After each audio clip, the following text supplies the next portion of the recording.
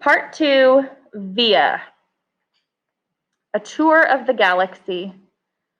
August is the sun. Me and Mom and Dad are planets orbiting the sun. The rest of our family and friends are asteroids and comets floating around the planets orbiting the sun. The only celestial body that doesn't orbit August the sun is Daisy the dog, and that's only because to her little doggy eyes, Augie's face doesn't look very different from any other human's face. To Daisy, all our faces look alike, as flat and pale as the moon. I'm used to the way this universe works. I've never minded it because it's all I've ever known. I've always understood that August is special and has special needs. If I was playing too loudly and he was trying to take a nap, I knew I would have to play something else because he needed his rest after some procedure or other had left him weak and in pain. If I wanted Mom and Dad to watch me play soccer, I knew that 9 out of 10 times they'd miss it because they were busy shuttling August to speech therapy or physical therapy or a new specialist or a surgery. Mom and Dad would always say I was the most understanding little girl in the world. I don't know about that, just that I understood there was no point in complaining. I've seen August after his surgeries, his little face bandaged up and swollen, his tiny body full of IVs and tubes to keep him alive. After you've seen someone else going through that, it feels kind of crazy to complain over not getting the toy you had asked for, or your mom missing a school play. I knew this even when I was 6 years old. No one ever told it to me, I just knew it. So I've gotten used to not complaining. And I've gotten used to not bothering Mom and Dad with the little stuff. I've gotten used to figuring out things on my own, how to put toys together, how to organize my life so I don't miss friends' birthday parties, how to stay on top of my schoolwork so I never fall behind in class. I've never asked for help with my homework, never needed reminding to finish a project or study for a test. If I was having trouble with a subject in school, I'd go home and study it until I figured it out on my own. I taught myself how to convert fractions into decimal points by going online. I've done every school project pretty much by myself. When Mom or Dad ask me how things are going in school, I've always said, good, even when it hasn't always been so good. My worst day, worst fall, worst headache, worst bruise, worst cramp, worst mean thing anyone could say has always been nothing compared to what August has gone through. This isn't me being noble, by the way. It's just the way I know it is. And this is the way it's always been for me, for the little universe of us.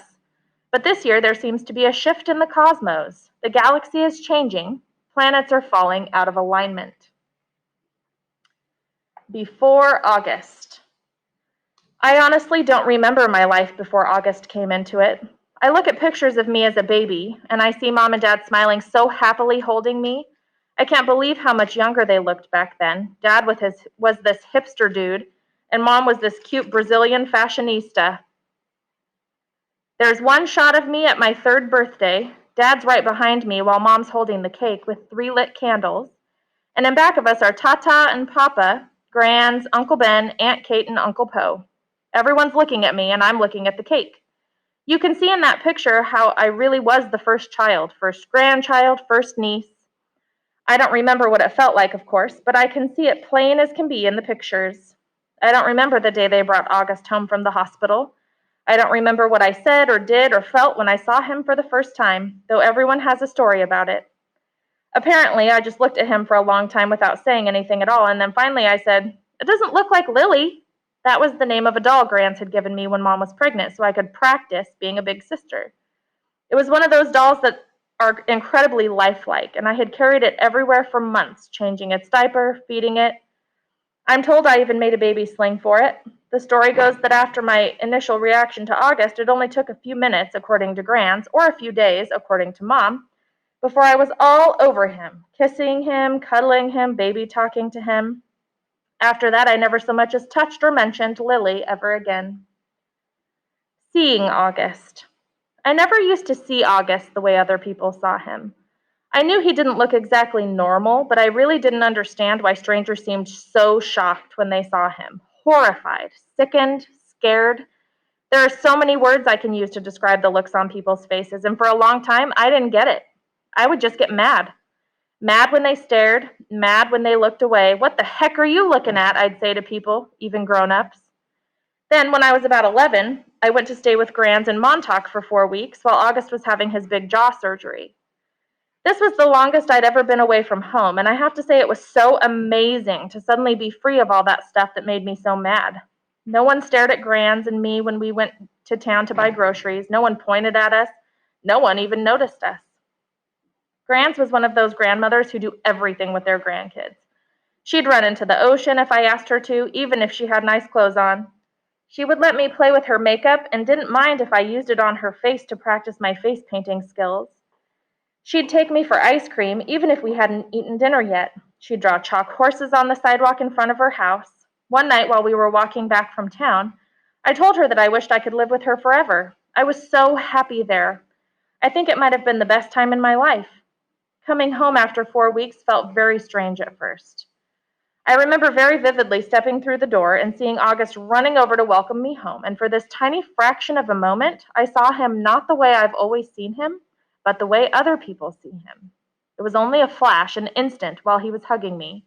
So happy that I was home.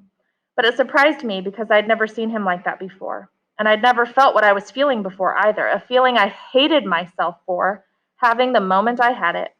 But as he was kissing me with all his heart, all I could see was the drool coming down his chin. And suddenly there I was, like all those people who would stare or look away, horrified, sickened, scared. Thankfully, that only lasted for a second. The moment I heard August laugh, his raspy little laugh, it was over. Everything was back the way it had been before, but it had opened a door for me, a little peephole. And on the other side of the peephole, there were two Augusts, the one I saw blindly and the one other people saw. I think the only person in the world I could have told any of this to was Grans, but I didn't. It was too hard to explain over the phone. I thought maybe when she came for Thanksgiving I would tell her what I felt, but just 2 months after I stayed with her in Montauk, my beautiful Grans died. It was so completely out of the blue. Apparently, she had checked herself into the hospital because she was feeling nauseous. Mom and I drove out to see her, but it's a 3-hour drive from where we live, and by the time we got to the hospital, Grans was gone. A heart attack, they told us, just like that. It's so strange how one day you can be on this earth and the next day not. Where did she go? Will I really ever see her again, or is that a fairy tale? You see movies and TV shows where people receive horrible news in hospitals, but for us, with all our many trips to the hospital with August, there had always been good outcomes. What I remember the most from the day Grans died is Mom literally crumpling to the floor in slow, heaving sobs, holding her stomach like someone had just punched her. I've never, ever seen Mom like that. Never heard sounds like that come out of her. Even through all August surgeries, Mom always put on a brave face. On my last day in Montauk, Grans and I had watched the sunset on the beach. We had taken a blanket to sit on, but it had gotten chilly, so we wrapped it around us and cuddled and talked until there wasn't even a sliver of sun left over the ocean. And then Grans told me she had a secret to tell me. She loved me more than anyone else in the world. Even August? I had asked. She smiled and stroked my hair like she was thinking about what to say. I love Augie very, very much, she said softly. I can still remember her Portuguese accent, the way she rolled her R's. But he has many angels looking out for him already, Via, and I want you to know that you have me looking out for you. Okay, menina querida? I want you to know that you are number one for me. You are my, she looked out at the ocean and spread her hands out like she was trying to smooth out the waves. You are my everything. You understand me, Via? Tu es meo todo. I understood her, and I knew why she said it was a secret. Grandmothers aren't supposed to have favorites. Everyone knows that, but after she died, I held on to that secret and let it cover me like a blanket. August through the peephole. His eyes are about an inch below where they should be on his face, almost to halfway down his cheeks. They slant downward at an extreme angle, almost like diagonal slits that someone cut into his face, and the left one is noticeably lower than the right one. They bulge outward because his eye cavities are too shallow to accommodate them. The top eyelids are always halfway closed, like he's on the verge of sleeping. The lower eyelids sag so much they almost look like a piece of invisible string is pulling them downward. You can see the red part on the inside, like they're almost inside out. He doesn't have eyebrows or eyelashes. His nose is disproportionately big for his face and kind of fleshy. His head is pinched in on the sides where the ears should be, like someone used giant pliers and crushed the middle part of his face. He doesn't have cheekbones. There are deep creases running down both sides of his nose to his mouth, which gives him a waxy appearance. Sometimes people assume he's been burned in a fire. His features look like they've been melted, like the drippings on the side of a candle. Several surgeries to correct his lip have left a few scars around his mouth, the most noticeable one being a jagged gash running from the middle of his upper lip to his nose. His upper teeth are small and splay out. He has a severe overbite and an extremely undersized jawbone. He has a very small chin. When he was very little, before a piece of his hip bone was surgically implanted into his lower jaw, he really had no chin at all. His tongue would just hang out of his mouth with nothing underneath to block it. Thankfully, it's better now. He can eat at least. When he was younger, he had a feeding tube. And he can talk. And he's learned to keep his tongue inside of his mouth, though that took him several years to master. He's also learned to control the drool that used to run down his neck. These are considered miracles. When he was a baby, the doctors didn't think he'd live. He can hear, too. Most kids born with these types of birth defects have problems with their middle ears that prevent them from hearing, but so far August can hear well enough through his tiny cauliflower-shaped ears. The doctors think that eventually he'll need to wear hearing aids, though. August hates the thought of this. He thinks the hearing aids will get noticed too much. I don't tell him that the hearing aids would be the least of his problems, of course, because I'm sure he knows this. Then again, I'm not really sure what August knows or doesn't know, what he understands and doesn't understand. Does August see how other people see him, or has he gotten so good at pretending not to see that it doesn't bother him? Or does it bother him? When he looks in the mirror, does he see the Augie mom and dad see, or does he see the Augie everyone else sees? Or is there another August he sees, someone in his dreams behind the misshapen head and face? Sometimes when I looked at Grans, I could see the pretty girl she used to be underneath the wrinkles. I could see the girl from Ipanema inside the old lady walk. Does August see himself as he might have looked without that single gene that caused the catastrophe of his face? I wish I could ask him this stuff. I wish he would tell me how he feels. He used to be easier to read before the surgeries. You knew that when his eyes squinted, he was happy. When his mouth went straight, he was being mischievous. When his cheeks trembled, he was about to cry. He looks better now, no doubt about that, but the signs we use to gauge his moods are all gone. There are new ones, of course. Mom and Dad can read every single one, but I'm having trouble keeping up. And there's a part of me that doesn't want to keep trying. Why can't he just say what he's feeling like everyone else? He doesn't have a trach tube in his mouth anymore that keeps him from talking. His jaw's not wired shut. He's 10 years old. He can use his words. But we circle around him like he's still the baby he used to be. We change plans, go to plan B, interrupt conversations, go back on promises depending on his moods, his whims, his needs. That was fine when he was little, but he needs to grow up now. We need to let him, help him, make him grow up. Here's what I think. We've all spent so much time trying to make August think he's normal that he actually thinks he is normal, and the problem is, he's not. High school. What I always loved most about middle school was that it was separate and different from home. I could go there and be Olivia Pullman, not Via, which is my name at home. Via was what they called me in elementary school, too. Back then, everyone knew all about us, of course. Mom used to pick me up after school, and August was always in the stroller. There weren't a lot of people who were equipped to babysit for Augie, so Mom and Dad brought him to all my class plays and concerts and recitals, all the school functions, the bake sales and the book fairs. My friends knew him. My friends' parents knew him. My teachers knew him. The janitor knew him. Hey, how you doing, Augie? He'd always say and give August a high five. August was something of a fixture at PS 22.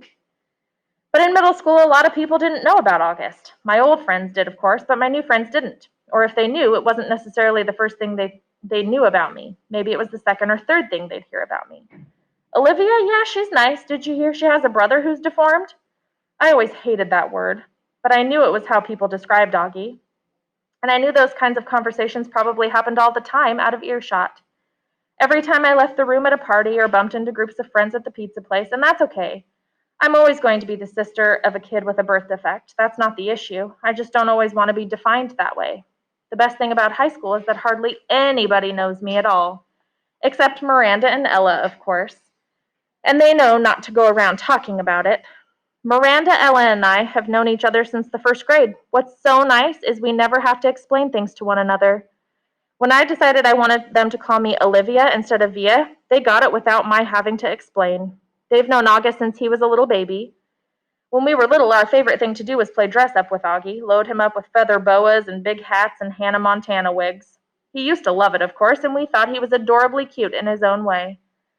Ella said he reminded her of E.T. She didn't say this to be mean, of course, though maybe it was a little bit mean. The truth is, there's a scene in the movie when Drew Barrymore dresses E.T. in a blonde wig, and that was a ringer for Augie in our Miley Cyrus heyday.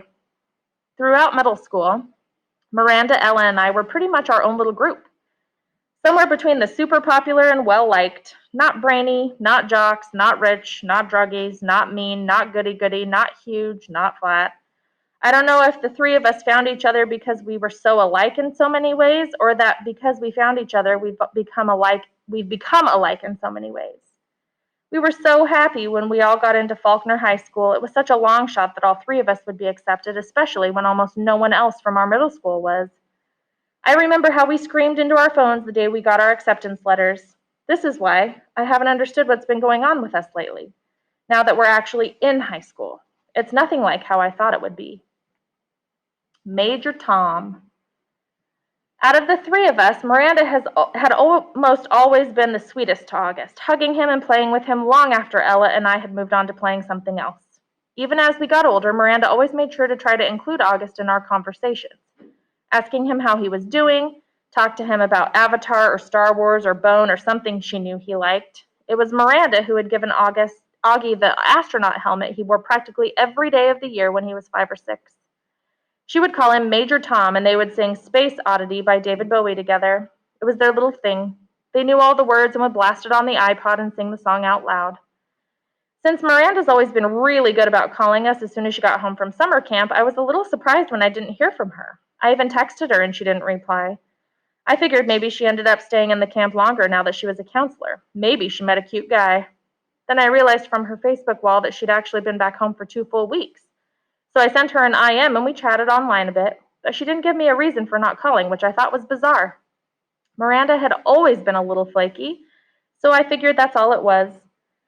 We made plans to meet downtown, but then I had to cancel because we were driving out to visit Tata and Papa for the weekend, so I ended up not seeing either Miranda or Ella until the first day of school, and I have to admit, I was shocked. Miranda looked so different. Her hair was cut in this super cute bob that she'd dyed bright pink of all things. And she was wearing a striped tube top that seemed way inappropriate for school and was totally not her usual style.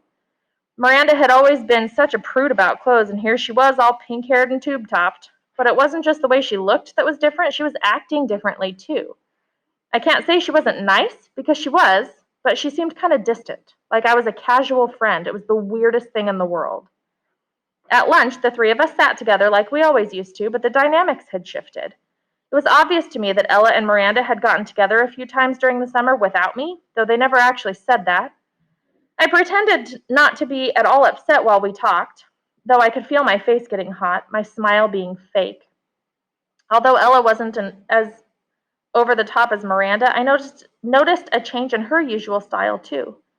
It's like they had talked to each other beforehand about redoing their image at school, but hadn't bothered to clue me in. I admit I had always thought I was above this kind of typical teenage pettiness, but I felt a lump in my throat throughout lunch. My voice quivered as I said, "See you later," when the bell rang.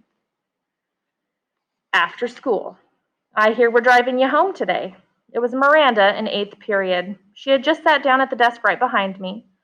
I had forgotten that Mom had called Miranda's mother the night before to ask if she could drive me home from school. "You don't have to," I answered instinctively, casually. "My mom can pick me up." I thought she had to pick Augie up or something.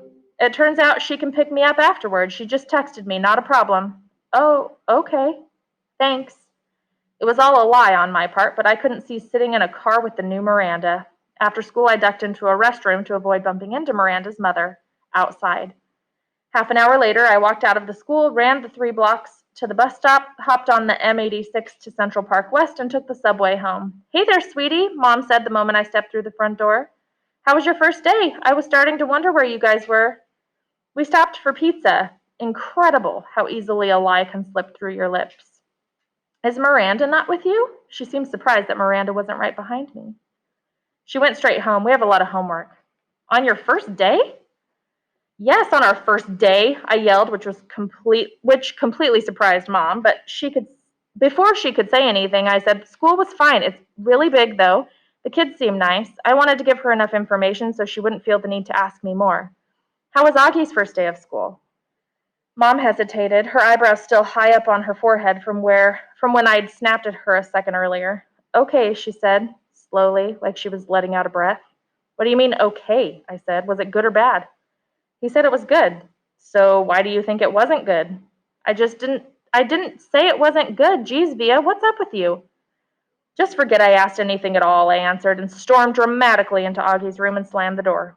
He was on his PlayStation and didn't even look up. I hated how zombified his video games made him. So how was school? I said, scooching Daisy over so I could sit on his bed next to him. Fine, he answered, still not looking up from his game. Augie, I'm talking to you. I pulled the PlayStation out of his hands. Hey, he said angrily. How was school? I said fine, he yelled, grabbing the PlayStation back from me. Were people nice to you? Yes. No one was mean? He put the PlayStation down and looked up at me as if I had just asked the dumbest question in the world. Why would people be mean? He said. It was the first time in his life that I heard him be sarcastic like that. I didn't think that he had it in him. The Padawan bites the dust. I'm not sure at what point that night Augie had cut off his Padawan braid, or why that made me really mad. I had always found his obsession with everything Star Wars kind of geeky, and that braid in the back of his hair with its little beads was just awful. But he had always been so proud of it, of how long it took him to grow it, of how he had chosen the beads himself in a craft store in Soho. He and Christopher, his best friend, used to play lightsabers and Star Wars stuff whenever they got together, and when they had both started growing their braids at the same time, when August cut his braid off that night without an explanation, without telling me beforehand, which was surprising, or even calling Christopher, I was just so upset I can't even explain why. I've seen Augie brushing his hair in the bathroom mirror. He meticulously tries to get every hair in place. He tilts his head to look at himself from different angles like there's some magic perspective inside the mirror that could change the dimensions of his face. Mom knocked on my door after dinner. She looked drained, and I realized that between me and Augie, today had been a tough day for her too. So you want to tell me what's up? She asked nicely, softly. Not now, okay, I answered. I was reading. I was tired. Maybe later I'd be up to telling her about Miranda, but not now. I'll check in before you go to bed, she said, and then she came over and kissed me on the top of my head. Can Daisy sleep with me tonight? Sure, I'll bring her in later. Don't forget to come back, I said as she left. I promise. But she didn't come back that night. Dad did. He told me Augie had had a bad first day and Mom was helping him through it. He asked me how my day had gone, and I told him fine. He said he didn't believe me for a second, and I told him Miranda and Ella were acting like jerks. I didn't mention how I took the subway home by myself, though. He said nothing tests friendships like high school, and then proceeded to poke fun at the fact that I was reading War and Peace. Not real fun, of course, since I'd heard him brag to people that he had a 15-year-old who was reading Tolstoy. But he liked to rib me about where I was in the book, in a war part or a peace part, and if there was anything in there about Napoleon's days as a hip-hop dancer. It was silly stuff, but Dad always managed to make everyone laugh, and sometimes that's all you need to feel better. Don't be mad at Mom, he said, as he bent down to give me a goodnight kiss. You know how much she worries about Augie. I know, I acknowledged. Want the light on or off? It's getting kind of late, he said, pausing by the light switch at the door. Can you bring Daisy in first? 2 seconds later, he came back with Daisy dangling in his arms, and he laid her down next to me on the bed. Good night, sweetheart, he said, kissing my forehead. He kissed Daisy on her forehead, too. Good night, girlie. Sweet dreams. An apparition at the door. Once I got up in the middle of the night because I was thirsty, and I saw Mom standing outside Augie's room.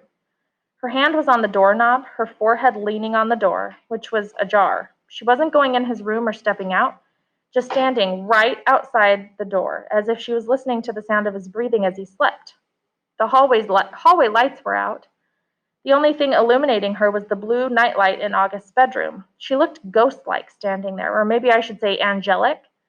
I tried to walk back into my room without disturbing her, but she heard me and walked over to me. Is Augie okay? I asked.